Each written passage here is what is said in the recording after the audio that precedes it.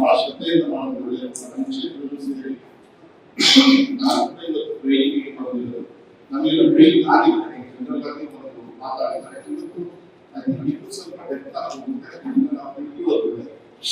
ಮಾತಾಡ್ತಕ್ಕಂಥ ಸಂದರ್ಭ ಅಂತ ಹೇಳೋದು ದಯವಿಟ್ಟು ನಮ್ಮ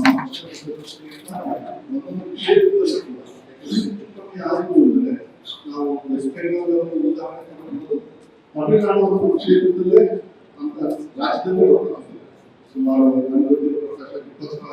2 ಲಕ್ಷ ಮತ ಹೆಚ್ಚು ಕಮ್ಮಿ ಆಗಿರ್ತಕ್ಕಂಥದ್ದು.